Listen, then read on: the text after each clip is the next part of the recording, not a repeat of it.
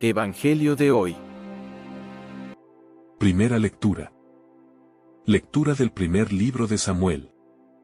Capítulo 8, versículos 4 al 7 y del 10 al 22. En aquellos días se reunieron todos los ancianos de Israel y fueron a Ramá, donde estaba Samuel. Le dijeron: Tú eres ya un anciano, y tus hijos no siguen tus caminos. Nómbranos, por tanto, un rey, para que nos gobierne, como se hace en todas las naciones. A Samuel le pareció mal que hubieran dicho: Danos un rey para que nos gobierne. Y oró al Señor. El Señor dijo a Samuel: Escucha la voz del pueblo en todo cuanto te digan. No es a ti a quien rechazan, sino a mí, para que no reine sobre ellos. Samuel transmitió todas las palabras del Señor al pueblo que le había pedido un rey. Samuel explicó: Este es el derecho del rey que reinará sobre vosotros. Se llevará a vuestros hijos para destinarlos a su carroza y a su caballería, y correrán delante de su carroza. Los destinará a ser jefes de 1000 o jefes de 50. A arar su labrantío y cegar su mies. A fabricar sus armas de guerra y los pertrechos de sus carros. Tomará a vuestras hijas para perfumistas, cocineras y panaderas. Se apoderará de vuestros mejores campos, viñas y olivares, para dárselos a sus servidores. Cobrará el diezmo de vuestros olivares y viñas, para dárselo a sus eunucos y servidores. Se llevará a vuestros mejores servidores, siervas y jóvenes, así como a vuestros asnos, para emplearlos en sus trabajos. Cobrará el diezmo de vuestro ganado menor. Y vosotros os convertiréis en esclavos suyos. Aquel día os quejaréis a causa del rey que os habéis escogido. Pero el Señor no os responderá. El pueblo se negó a hacer caso a Samuel y contestó: No importa. Queremos que haya un rey sobre nosotros. Así seremos como todos los otros pueblos. Nuestro rey nos gobernará, irá al frente y conducirá nuestras guerras. Samuel oyó todas las palabras del pueblo y las transmitió a oídos del Señor. El Señor dijo a Samuel: Escucha su voz y nómbrales un rey. Palabra de Dios. Te alabamos, Señor. Salmo responsorial. Cantaré eternamente tus misericordias, Señor. Dichoso el pueblo que sabe aclamarte. Caminará, oh Señor, a la luz de tu rostro. Tu nombre es su gozo cada día. Tu justicia es su orgullo. Cantaré eternamente tus misericordias, Señor. Porque tú eres su honor y su fuerza. Y con tu favor realzas nuestro poder. Porque el Señor es nuestro escudo. Y el Santo de Israel nuestro Rey. Cantaré eternamente tus misericordias, Señor. Lectura del Santo Evangelio según San Marcos. Capítulo 2, versículos 1 al 12. Cuando a los pocos días entró Jesús en Cafarnaún, se supo que estaba en casa. Acudieron tantos que no quedaba sitio ni a la puerta. Y les proponía la palabra. Y vinieron trayéndole un paralítico llevado entre 4. Como no podían presentárselo por el gentío, levantaron la techumbre encima de donde él estaba. Abrieron un boquete y descolgaron la camilla donde yacía el paralítico. Viendo Jesús la fe que tenían, le dice al paralítico: Hijo, tus pecados te son perdonados.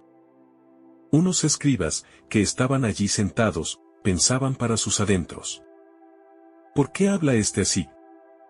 Blasfema. ¿Quién puede perdonar pecados, sino solo uno, Dios? Jesús se dio cuenta enseguida de lo que pensaban y les dijo: ¿Por qué pensáis eso? ¿Qué es más fácil, decir al paralítico: Tus pecados te son perdonados, o decir: Levántate, coge la camilla y echa a andar? Pues, para que veáis que el Hijo del Hombre tiene autoridad en la tierra para perdonar pecados, dice al paralítico: Te digo, levántate, coge tu camilla y vete a tu casa. Se levantó, cogió inmediatamente la camilla y salió a la vista de todos. Se quedaron atónitos y daban gloria a Dios, diciendo: Nunca hemos visto una cosa igual. Palabra del Señor.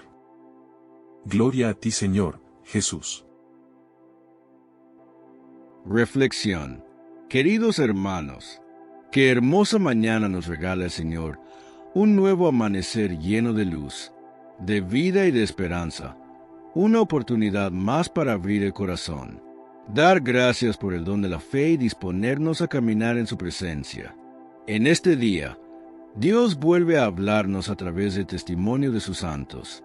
Vidas sencillas y entregadas que nos recuerdan que amar a Cristo vale la pena siempre.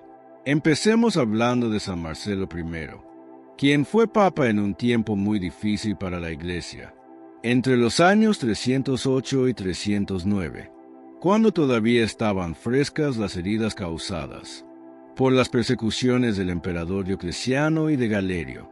Muchos cristianos habían sufrido cárceles, torturas y muerte, pero también hubo otros que, por miedo, renegaron de su fe. A estos se les llamó lapsi. Cuando cesó la persecución, surgió un gran conflicto dentro de la comunidad cristiana. Algunos querían cerrarles para siempre las puertas de la iglesia, mientras otros pedían misericordia. San Marcelo, como pastor firme y compasivo, mostró el verdadero rostro de la iglesia. No negó la gravedad de haber renegado de Cristo, pero tampoco olvidó que la iglesia es madre. Por eso estableció un camino de penitencia, para que los lapsi pudieran reconciliarse y volver a la comunión.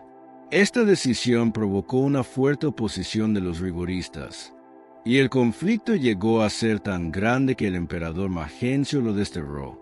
San Marcelo murió en el exilio, desgastado por el sufrimiento y la fidelidad a su misión, y la Iglesia lo reconoce como mártir, porque entregó su vida por defender la misericordia y la unidad del cuerpo de Cristo.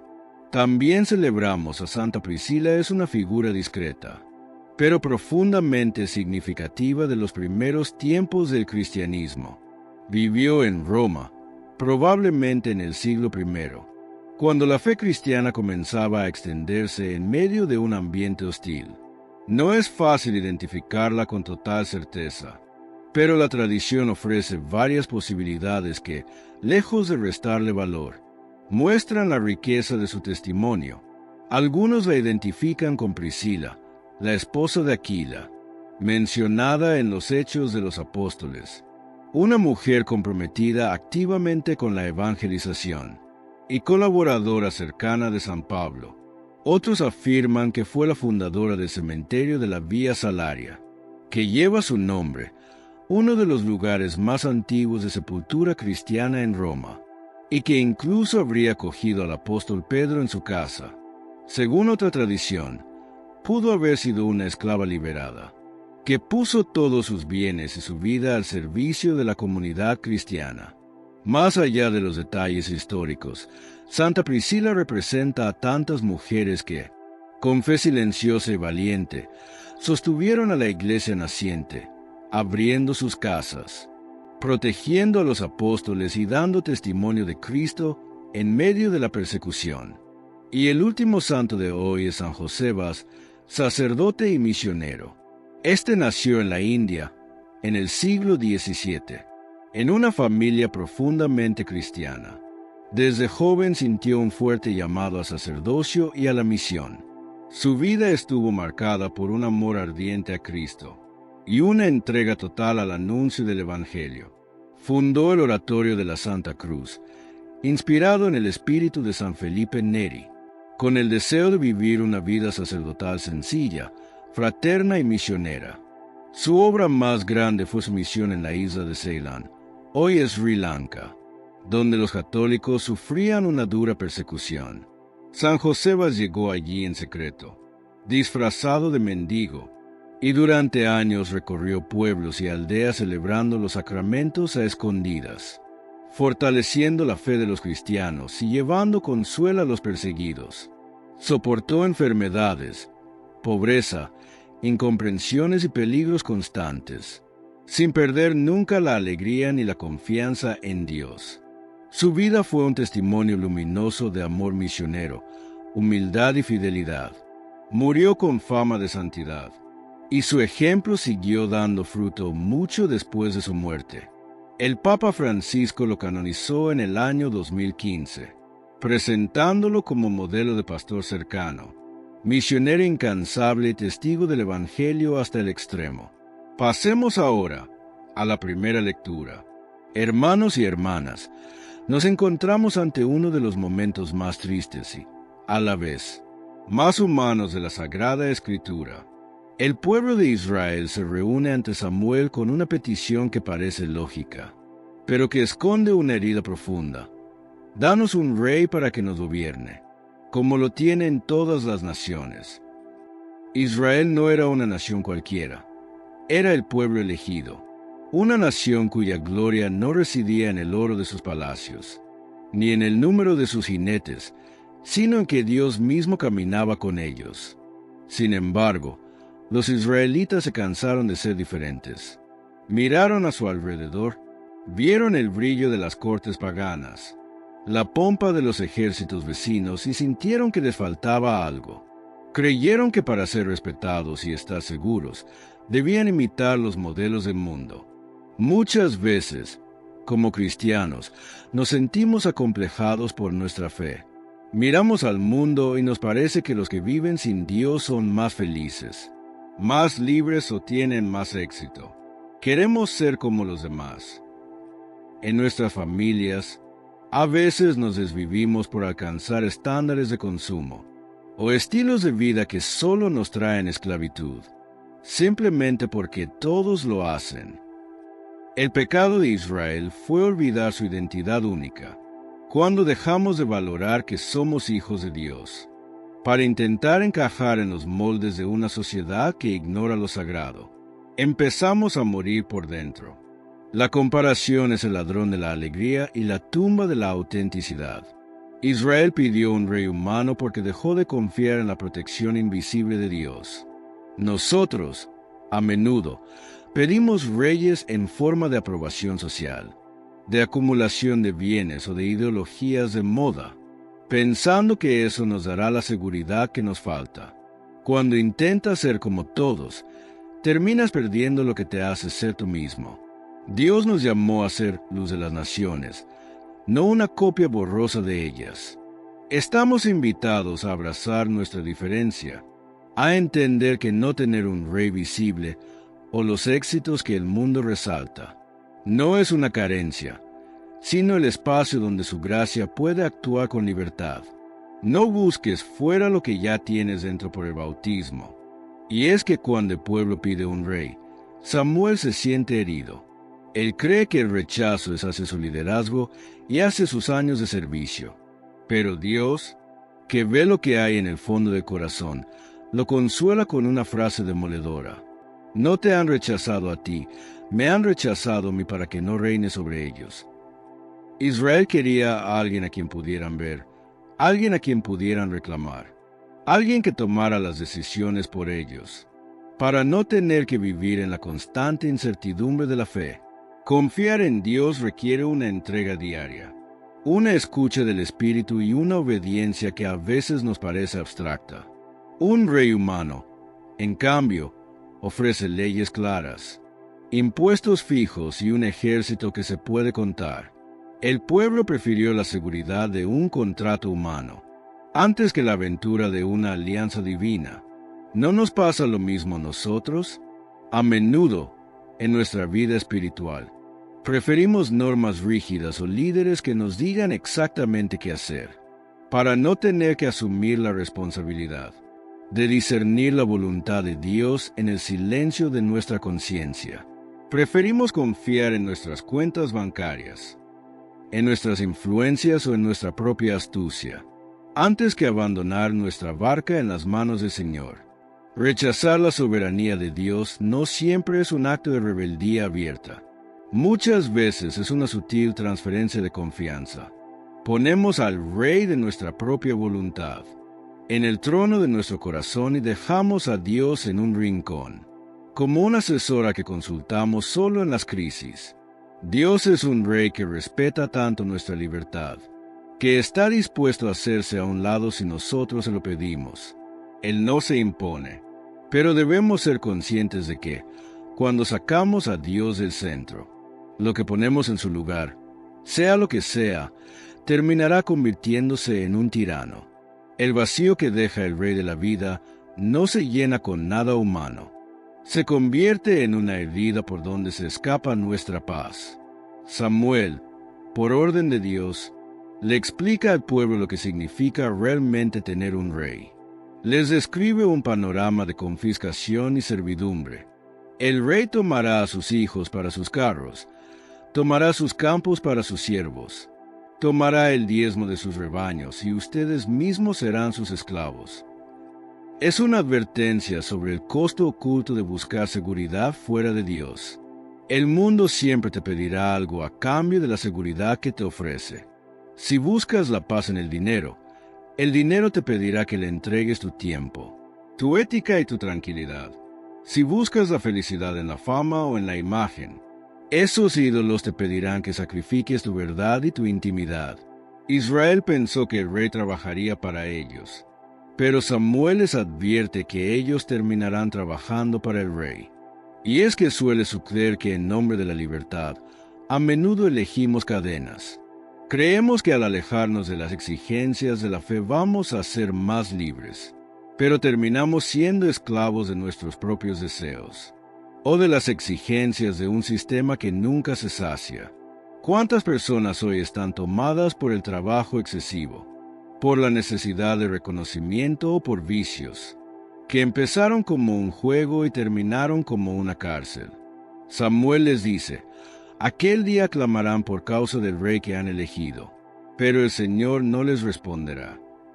No porque Dios sea cruel, sino porque Dios respeta las consecuencias de nuestras decisiones. Si elegimos un camino donde Él no es el guía, no podemos culparlo cuando el camino se vuelve espinoso. Esta advertencia es un llamado a la lucidez. Antes de entregar tu corazón a un proyecto, a una ambición o a una relación que te aleja de Dios, mira el precio del rey. No entregues su libertad de hijo de Dios por una falsa seguridad que, a la larga, te quitará hasta lo que ya tienes.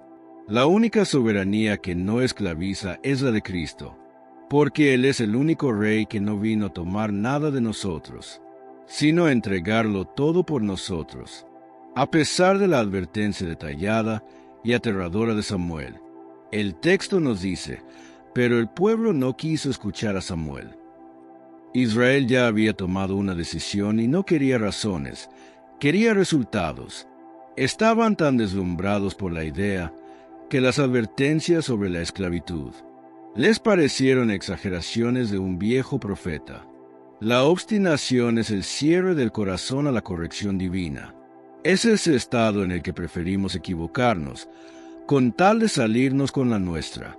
Esta es una advertencia para todos nosotros sobre la importancia de la docilidad espiritual. ¿Cuántas veces Dios nos ha hablado a través de un amigo? La obstinación nace del orgullo. Israel creía que sabía mejor que Dios lo que le convenía. A veces, nuestras oraciones no son diálogos con Dios, sino intentos de convencer a Dios de que firme nuestros propios planes. Queremos que Dios sea un notario que defende nuestros caprichos, no un padre que guíe nuestros pasos. El pueblo gritó: no, habrá un rey sobre nosotros. Ese grito es el eco de todas nuestras desobediencias. Cuando nos cerramos a la palabra, nos condenamos a aprender por el camino difícil, el camino del dolor y del desengaño. Dios, en su misteriosa enseñanzas, a veces nos concede lo que pedimos con obstinación para que, al probar su amargura, volvamos a desear su dulzura. Pero cuánto dolor nos ahorraríamos si tan solo tuviéramos un corazón enseñable. Necesitamos tener la gracia de un oído atento. No podemos cerrarnos a la voz de la iglesia, a la voz de los sabios o a la voz de Dios en la oración. No podemos dejar que nuestro deseo de tener la razón nos impida ver el abismo hacia que nos vamos dirigiendo. La verdadera sabiduría no es conseguir lo que queremos, sino querer lo que Dios quiere para nosotros, porque solo ahí reside nuestra verdadera paz. Después de que el pueblo insiste, Dios le dice a Samuel: escucha su voz y ponles un rey. Con estas palabras podemos notar que Dios camina con nosotros incluso cuando nos equivocamos. Él aceptará a Saúl, bendecirá a David y trabajará a través de esa monarquía imperfecta para, finalmente, traer al mundo al verdadero rey, a Jesús. Dios tiene la capacidad de escribir derecho sobre nuestros renglones torcidos. Aunque Israel lo rechazó como rey, Él no los rechazó como pueblo. Este es un mensaje de esperanza para todos los que sentimos que hemos arruinado nuestra vida por malas decisiones. Quizás alguno de nosotros también elegiste a tu propio rey, y ahora estás viviendo las consecuencias de esa esclavitud. Un matrimonio roto, una vida espiritual seca, un vacío existencial. Pero ¿sabes algo? Dios no se ha ido. Él sigue ahí, esperando el momento en que, cansados de nuestros reyes humanos, volvamos la mirada hacia Él. La historia de la monarquía en Israel es la historia de cómo Dios intentó, una y otra vez, rescatar al pueblo de los reyes que ellos mismos pidieron. Dios es el Dios de las segundas, terceras y milésimas oportunidades. Él permite que experimentemos nuestra debilidad para que su fuerza se manifieste. Si te sientes esclavo de tus decisiones pasadas, recuerda que el reinado de Dios sobre tu vida puede ser restaurado en un instante si te humillas ante Él. Jesús es el Rey que viene a servir, no a ser servido. El que viene a buscar la oveja perdida, no a castigarla por haberse ido. El Dios de la gloria retomará el trono de nuestra existencia siempre que se lo permitamos. Nuestra única ley debe de ser su amor y nuestro único estandarte su cruz. Porque sólo cuando Dios reina, el hombre es verdaderamente libre. En el Evangelio de hoy, nos sumergimos en una escena que es el corazón mismo de lo que debe ser una comunidad cristiana. Imaginen por un momento el polvo, el calor y el ruido de esa casa en Cafarnaúm. Jesús está allí, y la multitud es tan densa que las paredes parecen sudar. En ese contexto, aparecen 4 hombres que llevan a un amigo paralítico. Este detalle es importante porque el paralítico no llegó solo, fue llevado. Y al llegar, se encuentran con el muro de la multitud. Aquí es donde la mayoría de nosotros nos habríamos detenido. Ante la dificultad, ante la puerta cerrada, lo más humano es decir: lo intentamos, pero no se pudo. Buscaremos a Jesús en otro momento. Sin embargo, estos hombres poseían una fe que no conocía la palabra imposible. Su fe no era un sentimiento abstracto o una oración pasiva. Era una fe creativa, audaz y, sobre todo, profundamente terca en el amor. Decidieron que si la tierra les negaba el paso, el cielo les abriría la puerta. Subieron al techo, cargando el peso muerto de su amigo, y bajo el sol abrasador, comenzaron a desmantelar la estructura de la casa. Esta acción de abrir el techo es una metáfora necesaria para nuestra vida actual. ¿Cuántos techos tenemos que romper hoy para llevar a alguien ante la presencia del Señor? A menudo, nuestra vida cristiana se vuelve cómoda, y nos conformamos con rezar por los demás desde la distancia. Pero estos hombres nos enseñan que la fe exige esfuerzo físico, exige ensuciarse las manos y, a veces, exige hacer ruido molestar a los que están cómodamente sentados escuchando la palabra. La fe de estos amigos es una fe comunitaria. No fue la fe del paralítico la que inició el milagro. Fue la fe de los que cargaban la camilla. Esto nos sacude cuando actuamos de manera individual. En nuestras iglesias, cada uno jalando para su lado, eso nos hace daño. Nadie se salva solo. Todos, absolutamente todos, necesitamos en algún momento de nuestra vida que otros nos carguen cuando nuestras piernas espirituales o emocionales ya no responden. Ser amigo de camilla en el siglo XXI es estar atento al hermano que se ha quedado rezagado por el dolor, por el fracaso o por la soledad.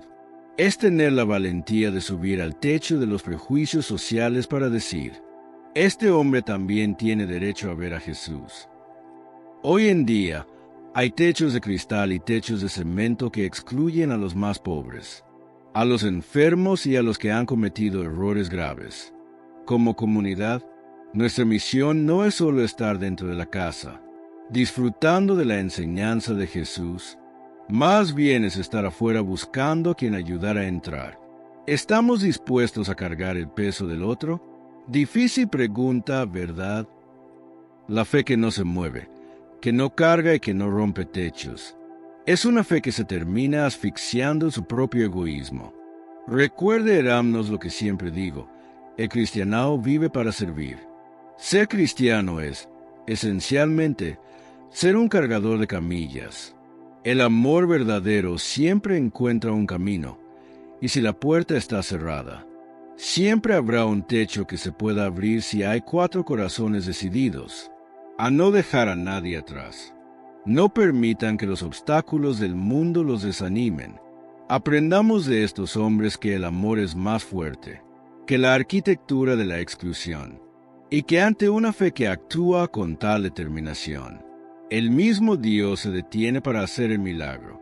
Dice el Evangelio que el paralítico finalmente desciende desde el techo. Imaginen el silencio que se produjo en la sala cuando aquella camilla aterrizó frente a los pies de Jesús. Todos los ojos estaban fijos en las piernas del hombre, esperando el espectáculo del milagro. Los amigos desde arriba, con el corazón latiendo a 1000 por hora, esperaban que su amigo saltara de alegría. Pero Jesús, con esa mirada que atraviesa la carne y llega hasta el último rincón de la conciencia, hace algo que nadie pidió. Hijo, tus pecados te son perdonados. En ese instante, Jesús redefine lo que significa estar sano. Nos está diciendo que podemos tener un cuerpo perfecto, una carrera exitosa y una cuenta bancaria llena, y sin embargo, estar profundamente paralizados por dentro. El pecado no es solo una falta moral, es la parálisis del alma. Es ese peso invisible que nos impide caminar hacia los demás, que nos encierra en el egoísmo, y que nos hace sentir que Dios está a años luz de distancia. Al llamar al hombre hijo, Jesús le devuelve su lugar en la familia de Dios antes de devolverle movimiento. El perdón es la sanación de la raíz. ¿De qué serviría que ese hombre caminara si su corazón seguía encadenado a la culpa? En aquella cultura, la enfermedad era sinónimo de pecado oculto, lo que generaba una carga psicológica devastadora. El enfermo se sentía culpable de su propio dolor. Jesús rompe esa cadena de un solo golpe de misericordia. El perdón es el acto de liberación más grande que existe, porque es el único poder capaz de cambiar el pasado, no porque borre lo que ocurrió, sino porque le quita el veneno. Muchas veces, nosotros nos presentamos ante el Señor pidiendo soluciones externas, pidiendo que nos quite una enfermedad, que nos dé un empleo, que nos resuelva un conflicto familiar. Y Jesús nos mira con ternura y nos dice, primero necesito sanar tu interior. Necesito que sueltes ese odio, que dejes de castigarte por aquello que hiciste hace años. La verdadera libertad comienza cuando el alma respira el aire puro de la misericordia. Hoy día, vivimos en una sociedad que ha intentado borrar el concepto de pecado, pero que irónicamente vive más cargada de culpa que nunca. Hay miles de personas que caminan por nuestras ciudades con una parálisis emocional severa, porque no han podido perdonar a quienes los hirieron, o porque no han encontrado la fuerza para perdonarse a sí mismos. Esa parálisis interna es la que destruye matrimonios, la que aleja a los hijos de los padres, y la que nos hace vivir con una amargura constante. El perdón que Jesús ofrece es un regalo total. No es un premio por portarse bien. Es una medicina para los que están rotos. Jesús no le pidió al paralítico una lista de sus faltas, ni le exigió una penitencia previa. Simplemente vio su necesidad y su fe, y lo declaró libre. Esa es la buena noticia para nosotros. No importa cuán larga haya sido tu parálisis espiritual, ni cuán profundo sea el agujero donde te has metido. La palabra de Jesús tiene poder para levantarte desde adentro. El perdón es el motor que nos pone el pie. Es lo que nos endereza la espalda y nos permite mirar al prójimo a los ojos sin miedo y sin vergüenza. Sanar el alma es el requisito para que el caminar del cuerpo tenga un propósito divino. No tengamos miedo de presentarle a Jesús nuestras sombras más oscuras. Él no ha venido a juzgar tu camilla. Ha venido a decirte que ya no tienes por qué vivir en ella. Debemos permitir que su voz calme la tormenta de nuestra conciencia. Y así veremos que, una vez perdonados, cualquier otro milagro se vuelve posible, porque ya no caminamos con el peso de la muerte, caminamos con la ligereza de la vida eterna que comienza aquí mismo, en el sacramento de su amor. Hermanos, después de contemplar la sanación del alma, el relato nos llama a mirar a los que estaban sentados en las sombras de la habitación, los escribas. Estos hombres representan la forma más sutil y peligrosa de parálisis, que es la indiferencia y el corazón endurecido por el juicio, mientras el paralítico recuperaba su vida y los amigos celebraban el milagro. Los escribas estaban inmóviles, encerrados en sus esquemas mentales, cuestionando la autoridad de Jesús. No se alegraban por el hombre que ahora podía caminar. Les importaba más que se estuviera rompiendo una norma religiosa, o que Jesús estuviera haciendo algo que no encajaba en sus libros. Esta es la insensibilidad, nos acecha a todos nosotros, la capacidad de ver el sufrimiento ajeno. Y entonces nosotros permanecemos sentados, analizando, criticando o simplemente mirando hacia otro lado.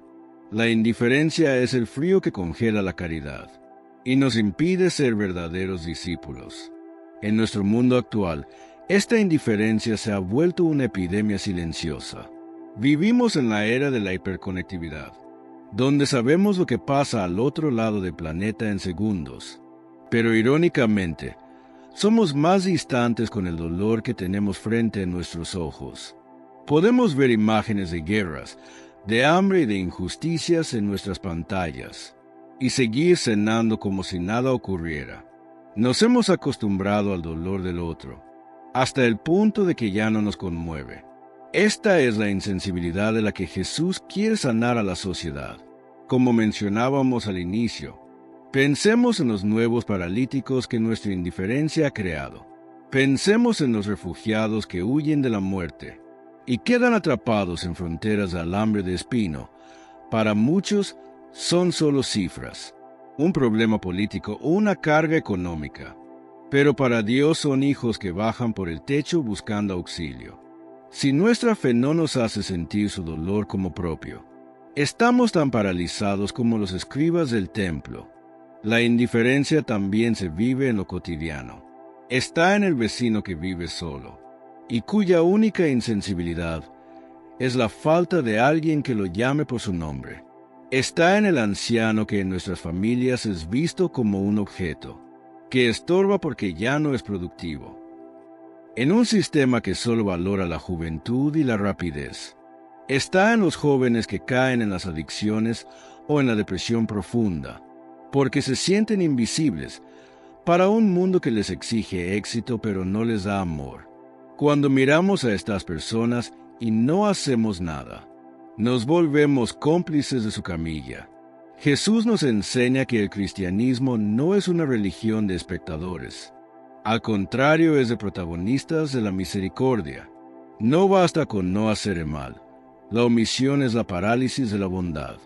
El pecado de la indiferencia es creer que los problemas de los demás no son mi responsabilidad. Pero el Evangelio es claro. El dolor de mi hermano es mi dolor. Estamos llamados a ser una comunidad que siente con el otro, que se deja afectar por la miseria humana y que se levanta del asiento de la comodidad para actuar. Construir puentes de solidaridad no es una opción para el creyente. Es la forma en que demostramos que hemos sido sanados por Jesús. Quien ha recibido el perdón de Dios no puede quedarse sentado ante el hermano que sufre. Nuestra fe debe ser una fuerza que nos empuje a derribar los muros de la exclusión y a transformar la cultura del descarte en una cultura del encuentro. Los escribas eran los expertos, los que sabían cómo debía actuar Dios, los que tenían las llaves de la interpretación de la ley. Sin embargo, su conocimiento se había convertido en su propia camilla. Estaban tan atados a la letra de la norma que fueron incapaces de reconocer la novedad del Espíritu, que estaba actuando frente a sus ojos. Esta es una advertencia seria para nosotros.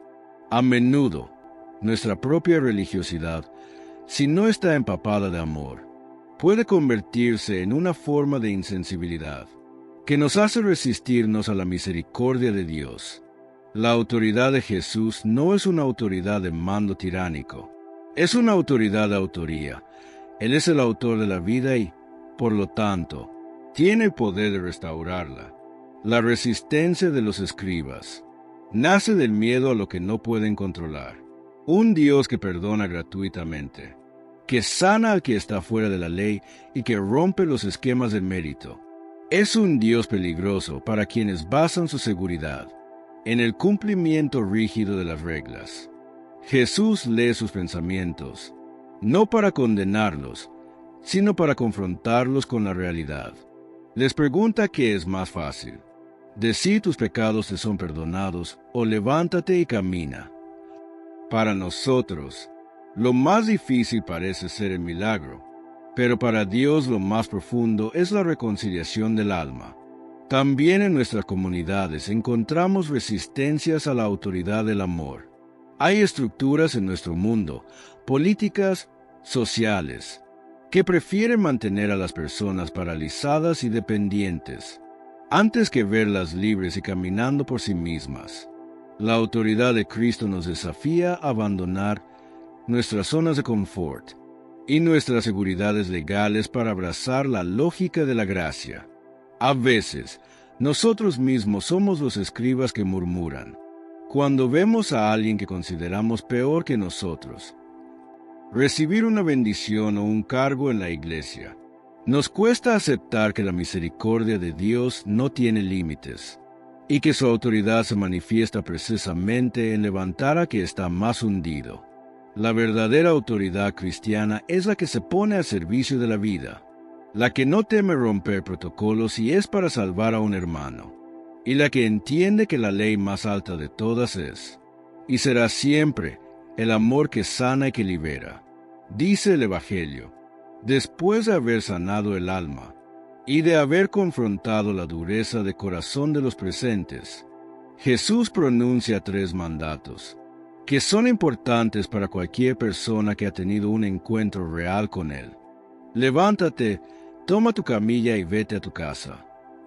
En el primer mandato, levántate, Jesús no le está diciendo simplemente que se ponga de pie. Le está diciendo que pase de la muerte a la vida, de la oscuridad a la luz, de la postración a la libertad. Este es el grito de Dios para cada uno de nosotros.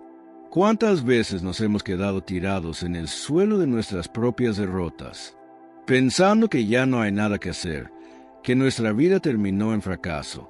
Jesús se acerca y nos dice: ya basta de mirar el suelo, ya basta de vivir como un derrotado, levántate, porque mi gracia te ha devuelto la fuerza que el mundo te quitó. El segundo mandato es quizás el más simbólico y profundo: toma tu camilla. Es un detalle que a menudo pasamos por alto, pero piensen en lo que esto significa. La camilla era el símbolo de su esclavitud, de su dependencia absoluta de los demás, de su humillación y de su dolor. Cualquiera de nosotros, después de ser sanado, querría dejar esa camilla allí, quemarla o esconderla para olvidar que alguna vez tuvimos ese problema. Pero Jesús nos pide que la carguemos. ¿Por qué? Porque esa camilla ahora es su trofeo de victoria. Al cargarla, el hombre le demuestra a todo el mundo que lo que antes lo dominaba a él, ahora es dominado por él. Lo que antes lo mantenía inmovilizado, ahora es un testimonio cargado sobre sus hombros. Nosotros también tenemos camillas, esa herida de pasado, ese error que cometimos, esa enfermedad que nos postró. Jesús no quiere que borres tu vida, quiere que la cargues con dignidad, para que el mundo vea que tu pasado ya no tiene poder sobre ti. Tu camilla es la prueba de que Dios pasó por tu vida. Cada vez que alguien vea a ese hombre caminando con su camilla a cuestas, no verá a un enfermo, sino que verá el poder de Dios manifestado en la debilidad de esa persona. A continuación, el mandato de vete a tu casa cierra el ciclo de la sanación. Jesús no lo deja en la casa de la multitud, para que se convierta en una celebridad o en un objeto de exhibición. Lo envía de regreso a su cotidianidad, a su familia, a su entorno real. El milagro no es para el espectáculo, es para la vida, la verdadera prueba de que hemos sido sanados por el Señor. No está en los momentos de éxtasis dentro de la iglesia, está en cómo regresamos a nuestra casa, después de ir a misa o a un retiro. Regresamos con más paciencia para el esposo o la esposa. ¿Regresamos con más amor para tus hijos? El paralítico regresa a su hogar para reintegrarse, para recuperar su lugar como padre, como hermano, como hijo. Jesús restaura no solo sus músculos, sino su lugar en el mundo. En la época de Jesús, la gente que rodeaba al paralítico no solo veía a un hombre enfermo, veía a un culpable. Existía la creencia ciega de que si alguien sufría una desgracia así, era porque Dios lo estaba castigando por sus pecados o por los de sus padres.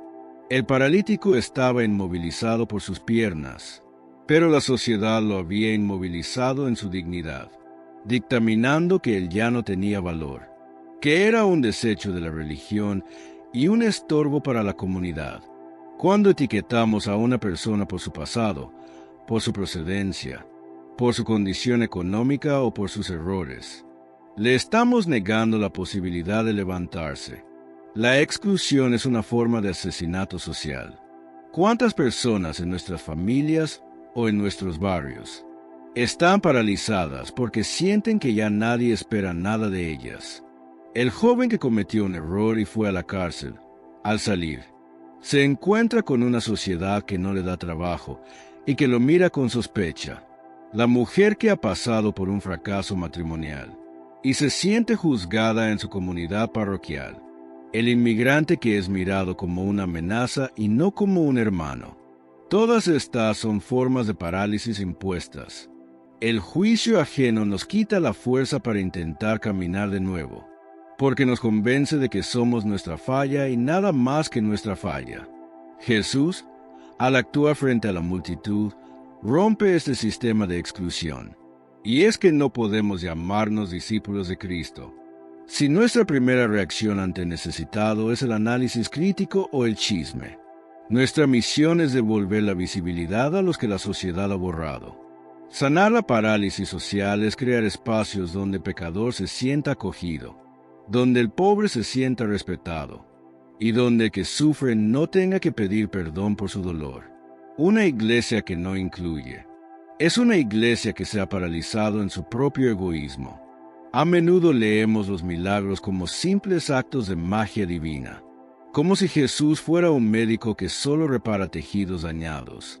Pero el milagro de Jesús es, por encima de todo, un acto de restauración de la dignidad humana. La dignidad es ese valor infinito que Dios nos otorga, y que el pecado o el sufrimiento a menudo empañan, pero que nunca logran destruir del todo. El mundo tiene una capacidad asombrosa para robarle la dignidad a la gente. El sistema en el que vivimos a menudo nos dice que valemos por lo que producimos, por lo que tenemos o por lo jóvenes que nos vemos. Cuando una persona ya no encaja en esos moldes, porque es anciana, porque está enferma, porque es pobre o porque ha cometido errores, el mundo la desinfla Le quita su valor y la deja tirada en una camilla de insignificancia. Sanar a alguien es, ante todo, recordarle que es un hijo de Dios. La dignidad no se negocia ni se pierde por una enfermedad. Restaurar la dignidad es mirar al indigente no como un estorbo en la calle, sino como un hermano que tiene una vida. Es tratar al empleado no como una herramienta de producción, sino como una persona con sueños y fatigas. Jesús no solo sanó al hombre para que caminara, lo hace para que existiera plenamente de nuevo ante los ojos de su comunidad. Hermanos, ser cristianos es ser restauradores de dignidad. No basta con dar un plato de comida si lo damos con desprecio. No basta con dar una limosna. Si no somos capaces de preguntar el nombre de quien la recibe. El paralítico se levantó porque alguien creyó en él. Primero sus amigos y luego el Señor. Nosotros estamos llamados a ser esa voz de Cristo, que le dice a la humanidad herida: ponte de pie, tu vida es sagrada, tu dolor no te define. Cuando ayudamos a una mujer a salir de un círculo de violencia, cuando apoyamos a un joven para que termine sus estudios, y acompañamos a un moribundo para que no se sienta solo en su última batalla, estamos haciendo exactamente lo que Jesús hizo en esa casa de Cafarnaún. Estamos devolviendo la verticalidad a quien la vida ha dejado horizontal. La dignidad restaurada es el motor, que permite que el caminar del hombre tenga sentido, dirección y propósito eterno. Es importante destacar el testimonio de una persona perdonada. Es la fuerza más convincente que tiene la Iglesia. Una persona que ha experimentado la misericordia de Dios. No camina de la misma manera, camina con una humildad gozosa, porque sabe que su vida no depende de su propia perfección, sino de la bondad de otro. Sin embargo, este perdón recibido nos impone una misión: convertirnos en testigos del perdón para los demás. El perdón es una medicina que solo surte efecto cuando se comparte. Una comunidad que no perdona es una comunidad paralítica. El odio y el rencor son como un veneno, que tomamos nosotros esperando que el otro muera. Nos inmovilizan, nos quitan la paz y nos impiden construir puentes. Jesús nos llama a perdonar para sanar.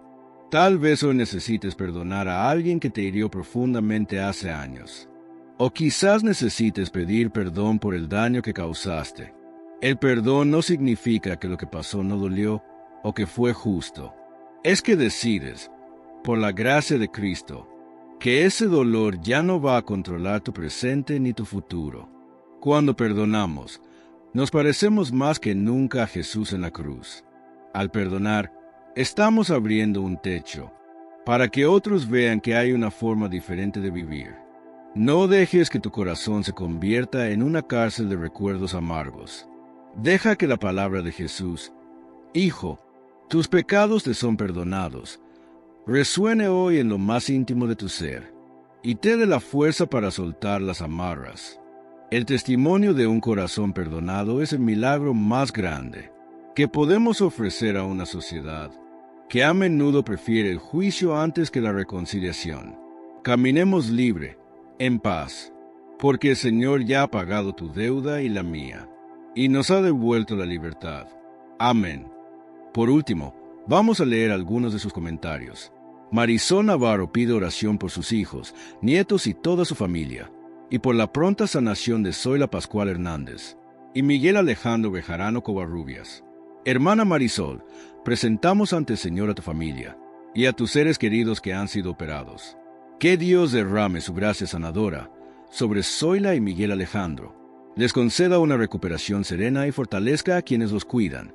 Que tu hogar permanezca protegido bajo su amor y su paz. Amén. Daisy Núñez ofrece el Evangelio por su consulta con el cardiólogo. Hermana Daisy, que el Espíritu Santo ilumine la mente y las manos de la doctora que te atiende. Que cada examen salga bien y que tu corazón, tanto físico como espiritual, permanezca en calma, confiando en que Dios camina contigo en este proceso. Amén. Rosa Rodríguez pide oración por su familia, su salud y por la protección de su esposo Robinson y todos los choferes. Hermana Rosa, ponemos en las manos de Dios a tu esposo y a todos los choferes que cada día salen a trabajar. Que el Señor los cuide en los caminos, los libre de accidentes, y les conceda siempre el pan diario y la tranquilidad del hogar. Amén. María Concepción Delgadillo pide por sus nietas, sus hijos, su propia salud y por quienes pasan hambre. Hermana María, el Señor ve tu corazón generoso y tus luchas. Que bendiga a tu nieta Pamela en este nuevo comienzo laboral. Fortalezca a tus hijos en sus enfermedades y te regale salud y consuelo. Que Dios no abandone a quienes sufren hambre y necesidad. Amén. Nancy Cerrato pide por la salud de su familia y por los ojos de su hijo Ángel Erín. Hermana Nancy, confiamos a tu familia al cuidado del Señor. Que, si es su voluntad, Ángel reciba la sanación que necesita y que todos ustedes caminen en paz, aceptando con fe cada paso del proceso. Amén. Carlos Cariño pide por la salud de la familia Cariño Venegas. Hermano Carlos, que la misericordia de Dios cubra a tu familia, que Él restaure los cuerpos cansados, fortalezca los corazones y los mantenga unidos en la fe y la esperanza. Amén. J960 agradece las bendiciones y pide por sus hijas Natalie y Estrella, y por la familia Castro Gómez. Hermano, damos gracias a Dios por lo recibido y ponemos bajo su protección a Natalie, Estrella y la familia Castro Gómez. Que el Señor las guíe, las cuide y las llene de su luz en cada decisión. Amén. Ligia María Chapuel pide por la salud de Andrés Felipe y Viviana. Hermana Ligia, que el Señor toque con ternura la vida de Andrés Felipe y Viviana. Que su presencia les devuelva fuerzas y les conceda paz en medio de cualquier dificultad. Amén. Francisco Rivera pide bendición para su familia y liberación de las drogas para su hijo y su hermano.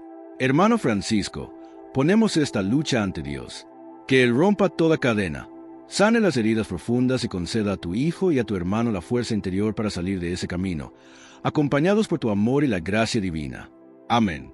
Cirila Romero agradece y pide por sus hijos y la sanación de su hermana. Hermana Cirila, que el Señor continúe fortaleciendo tu fe y la de tu familia. Que tus hijos permanezcan firmes en el amor de Dios y que tu hermana reciba alivio y sanación en su pie. Amén. Mary Hernández Rojas pide por la familia Hernández Rojas. Hermana Mary, que Dios no suelte tu familia de su mano, que los cubra con su protección y los mantenga unidos en medio de cualquier prueba. Amén. Pablo Naiza, que pide oración por el pago de sus deudas. Hermano Pablo, que el Señor abra caminos donde hoy parece haber peso y preocupación. Que te conceda sabiduría, trabajo y paz para ordenar tus compromisos y vivir con tranquilidad. Amén. Alicia Vázquez pide por la salud de César Cázares Bautista y fortaleza para su madre Elena Bautista. Hermana Alicia, ponemos a César en las manos sanadoras de Dios. Que el Señor le conceda alivio y fortaleza, y que sostenga con amor a su mamá Elena, en este momento tan difícil. Amén. Carmen Zamora López pide por la familia Torres Zamora. Hermana Carmen, que Dios bendiga a la familia Torres Zamora. Que reine la paz, la unidad y la confianza en el Señor dentro de su hogar. Amén. Kelvin Valencia pide por la salud de su esposo Luis. Hermano Kelvin, presentamos a Luis ante Dios. Que el Señor lo fortalezca, lo sane y lo llene de esperanza en este tiempo de necesidad. Amén. Fred Gamer pide por la paz y tranquilidad de la familia Canales Ruiz. Hermano, que el Espíritu Santo visite ese hogar y aleje toda inquietud. Que la paz de Cristo reine en la familia Canales Ruiz. Amén. Nelly Bisueta Aldaz pide ayuda por una biopsia que va a realizarse. Hermana Nelly, ponemos tu examen en manos de Dios. Que el resultado sea favorable y que Él te regale serenidad, confianza y fortaleza mientras esperas. Amén. Casilda Zapata pide por la salud de André Polo. Hermana Casilda, que el Señor toque la vida de André Polo con su amor sanador. Que le conceda salud y descanso al cuerpo y al alma. Amén. Flor Castillo pide por la salud de sus hijas Flor y Rocío y por trabajo para Rocío. Hermana Flor, que Dios cuide la salud de tus hijas y abra una puerta laboral para Rocío. Que no falte el pan y la esperanza en su hogar. Amén. Anán pide oración por Josefina, Vicky e Isabel y por sus dolores. Hermana, que el Señor alivie los dolores de Josefina, Vicky e Isabel. Que en medio de los cambios del tiempo sientan el consuelo y la cercanía de Dios. Amén. María Elba Chávez pide por su hermano Elmer para que salga del vicio del alcohol. Hermana María, que Dios toque el corazón de Elmer, le conceda fuerza para luchar y lo libere de ese vicio. Que tú también recibas paz y confianza mientras lo acompañas. Amén. Ángel González Reyes presenta a Mileni, Gleimi y Perla para un cambio de corazón. Hermano Ángel, que el Señor transforme los corazones de Mileni, Gleimi y Perla. Que su amor renueve sus vidas y las conduzca por caminos de bien. Amén. Dayan Rodríguez pide por la salud de Domingo Mercado y la familia Rodríguez Gómez. Hermana Dayan, ponemos a Domingo y a tu familia en manos de Dios. Que el Señor les conceda salud, protección y una fe firme en cada circunstancia. Amén. Acoge, Padre Santo, todas estas peticiones, que te la entregamos, por Jesucristo nuestro Señor. Amén.